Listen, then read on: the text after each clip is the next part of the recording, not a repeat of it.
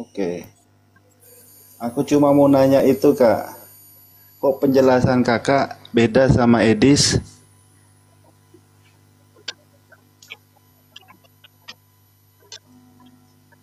Yang Yesus, kata Kakak ini Yesus sang pencipta, tapi kalau Edis bukan katanya. Dia utusan dari Bapa di surga. Yang mana yang benar ini, Kak?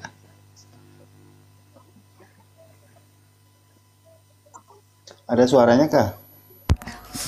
Aduh, iya ada saudaraku.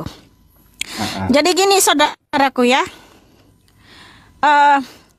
saya di sini memberitakan Injil sesuai dengan apa yang tertulis. Jadi kalau ada yang mengatakan Tuhan Yesus itu bukan sang pencipta, artinya dia belum membaca Alkitab secara komprehensif ya. Karena banyak data-datanya Tuhan Yesus sang pencipta.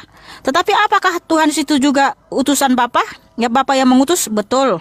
Betul, saya betul, tidak pungkiri, saya tidak bisa bantah ya. Karena kita berkata ya bahwa Tuhan menyatakan aku datang dan keluar dari Allah ya. Allah itu Bapa, Elohim itu Bapa. Tapi berarti sebentar dulu. Iya. Tuhan Yesus itu ya, memang betul Tuhan menyatakan ya, aku datang dan keluar dari Bapa. Ya, bentar dulu, saya tunjukkan dulu ayatnya karena saya sesuai ayat ya. Iya.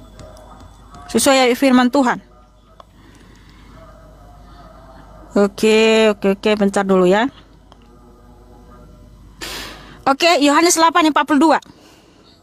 Ya. Kata Yesus kepada mereka, jikalau Elohim adalah Bapamu, kamu akan mengasihi aku, sebab aku keluar dan datang dari Elohim, dan aku datang bukan atas kehendakku sendiri, melainkan dialah yang mengutus aku. Ya, saya sangat percaya ini. Tetapi kamu tahu nggak siapa Bapa itu? Tuhan Yesus juga berfirman, kan di ayat sebelumnya, kalau kamu tidak percaya bahwa akulah dia siapa? Bapa, kamu akan mati dalam dosamu. Kemudian juga di Kolose 1 ayat 15-18, dia adalah gambar Allah yang tidak kelihatan. Dialah yang sulung yang utama dari segala yang diciptakan, karena di dalam dialah telah diciptakan segala sesuatu, baik yang ada di surga maupun yang ada di bumi, baik yang kelihatan maupun tidak kelihatan. Segala sesuatu diciptakan oleh dia dan untuk dia. Dia ada terlebih dahulu dari segala sesuatu, dan segala sesuatu ada di dalam dia. Yohanes 1 ayat 1-14, Tuhan Yesus Kristus adalah sang firman Allah itu sendiri. Yohanes 1 ayat 1, dialah yang menjadikan atau menciptakan segala sesuatu. Yohanes 1 ayat 3, dialah terang yang sesungguhnya. Yohanes 1 ayat 9, dialah yang menjadikan dunia. Yohanes 1 ayat 10, dia datang kepada milik kepunyaannya. Yohanes 1 ayat 10 ayat 11 ya. Sang firman yang menciptakan segala sesuatu itu datang ke dunia menjadi flesh. Jadi saya percaya apa yang difirmankan Tuhan di dalam Alkitab. Dia adalah segalanya. Dia adalah anak Allah, tetapi Allah yang benar itu dia sendiri. 1 Yohanes 5 ayat 20. Dia adalah gembala yang baik, karena gembala yang baik itu hanya sang pencipta. Yeskiel 34 ya. Sang pencipta berfirman, dia akan menggembalakan domba-dombanya. Makanya ketika dia menyatakan diri kepada umat ciptaannya, dia juga berfirman di Yohanes 10 ayat 11, akulah gembala yang baik memberikan nyawanya bagi domba-dombanya. Ya, sang juru selamat itu hanya sang pencipta. Sang pencipta berfirman di Yesaya 43 ayat 10 ayat 13 ya. Yesaya 43 11. Akulah Tuhan ya, Hashem, Adonai, tidak ada juru selamat selain aku. Lukas 2 ayat 11, hari ini telah lahir bagimu juru selamat, itu Kristus Tuhan di kota Daud. Tuhan Yesus itu juga adalah penasihat yang ajaib, Elohim yang perkasa, Bapa yang kekal, Raja damai. Yesaya 9 ayat 5 atau 6. Tuhan Yesus itu juga adalah Tuhan di atas segala Tuhan, Raja di atas segala Raja. 1 Timotius 6 ayat 15, Wahyu 19 ayat 16. Dia adalah cahaya terang yang tak terhampiri.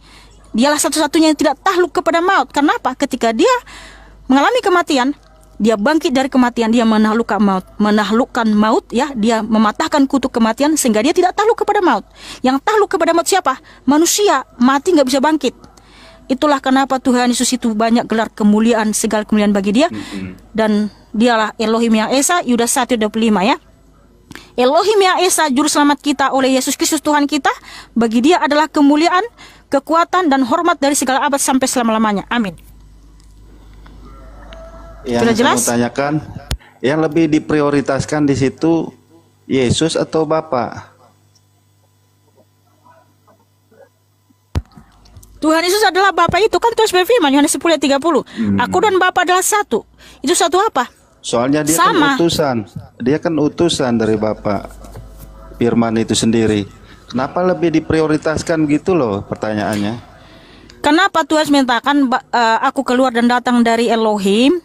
Agar ya orang Israel itu percaya ya dialah ya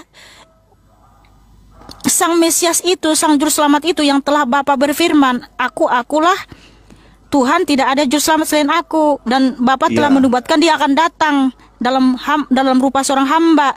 Yesaya 43:10. Dan Bapa menyatakan aku tetap dia, gitu loh. Jadi bukan berarti ketika Tuhan menyatakan aku dan datang keluar dari Elohim, lalu dia bukan Elohim itu sendiri. Bukan. Kamu tahu nggak kenapa orang Farisi menyalibkan Tuhan Yesus? Justru karena Tuhan mengaku adalah Elohim itu sendiri. Makanya Tuhan menyatakan kalau kamu tidak percaya bahwa akulah dia, yaitu Bapa, kamu akan mati dalam dosa-dosamu. Karena Tuhan mengaku Tuhan, mengaku Elohim itu sendiri, mengaku dia adalah Bapa.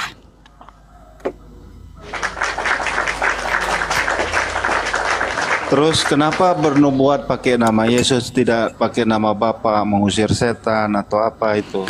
Ya karena Begitu Tuhan adalah Bapa Sang Pencipta itu, makanya dalam nama Yesua ada kuasa. Karena nama Yesua itu nama di atas segala nama. Karena nama Yesua itu diambil dari namanya yang kudus, Yahweh Yasa, yang artinya Tuhan Penyelamat.